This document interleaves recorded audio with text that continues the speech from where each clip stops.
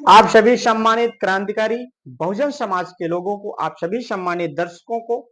जो हमारे विचारों को सुनते हैं और लोगों तक शेयर करते हैं और जो सुनने की इच्छा रखते हैं, उन सभी सम्मानित दर्शकों बहुजन समाज के लोगों को one nation one education channel platform YouTube platform पर हार्दिक स्वागत, अभिनंदन भाई अजय मोहन को स्वागत साथ में करता हूं। साथियों, जो नब्ज है वो एक वक्त की है, उस नब्ज को टटोलना राजनीतिक लोगों का एक वोटरों के बीच में सामाजिक रूप से देखा जाए तो उन वोटरों को धोखा देने से कम नहीं है। और वह डॉक्टर ही किस काम का जो बीमारी को ढूंढ करके अनजान बने और दवा किसी और का दे। यही हाल है राजनीति की, भारत की राजनीति की। डॉक्टर को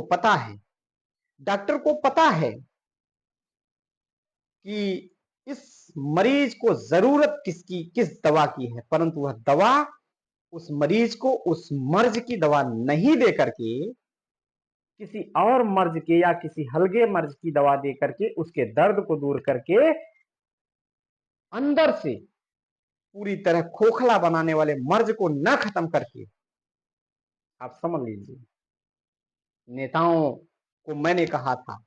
दोहरे चरित्र वाले लोग होते हैं, चाहे हम हुए, चाहे आप हुए, चाहे एक्स वाई जेड, कोई भी राजनीतिक लोग है वह दोहरे चरित्र वाले लोग। आइए हम आपके साथ जोड़ने जा रहे हैं। आज विशेष रूप से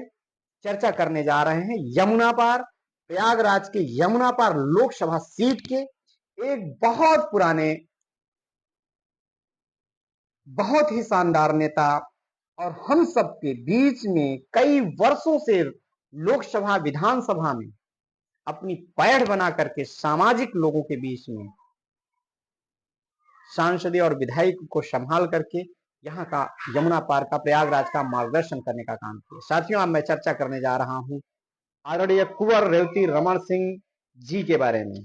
जो कि माननीय धरती पुत्र मुलायम सिंह के बहुत करीबी माने जाते हैं। और जैसा कि सूत्रों के मुताबिक कई न्यूज चैनलों के माध्यम से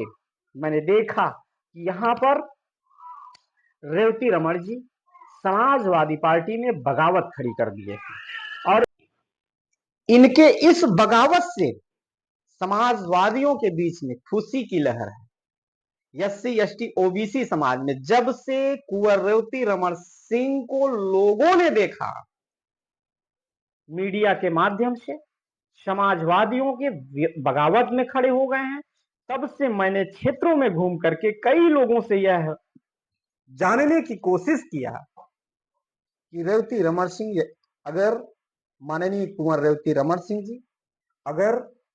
समाजवादी पार्टी छोड़ करके जाते हैं तो एससी एसटी ओबीसी के राजनीति पे क्या प्रभाव पड़ेगा। तो यहाँ पर कई 100 लोगों में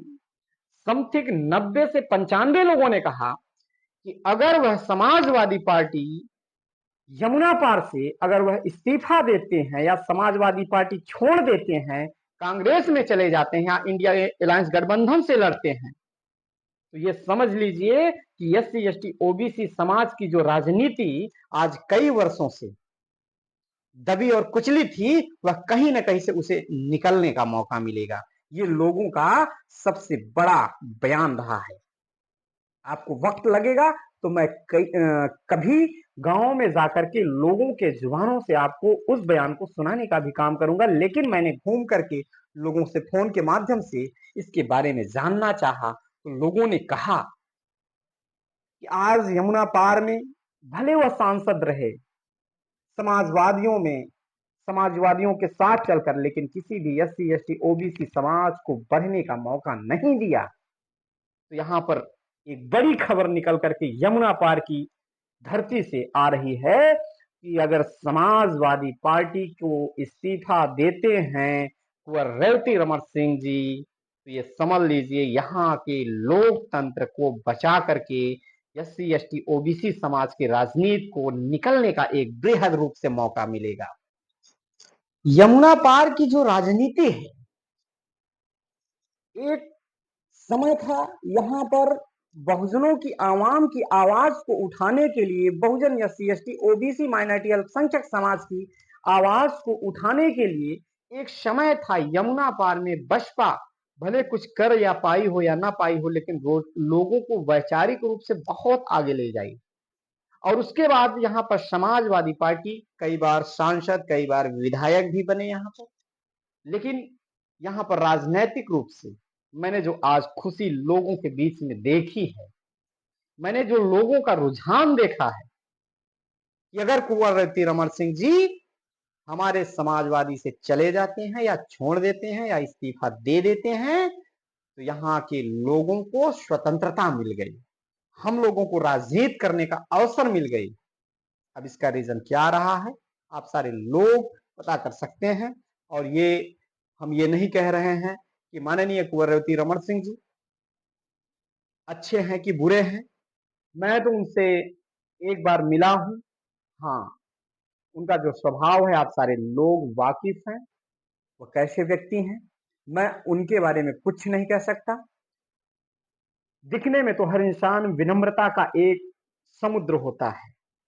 लेकिन उसके विनम्रता का जो समुद्र है कहां तक गहरा है, ये गहराइयों में जाने के बाद जब आप उस विनम्रता के समुद्र में गोताखोर लगाएंगे, आप तैरेंगे, तब पता चलेगा आपको विनम्रता कितनी है,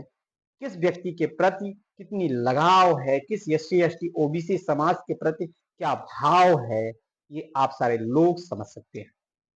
तो ये जो सामाजिक क्रांतिकारी का रास्ता है, सामाजिक लड़ाई और सामाजिक पीड़िए पिछड़ा दलित अल्पसंख्यक की लड़ाई थी। माननीय अखिलेश यादव जी ने जो पीडीए का एक नारा दिया,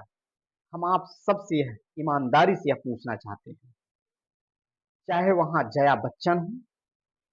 चाहे मनोज पांडे रहे हों, चाहे जो भी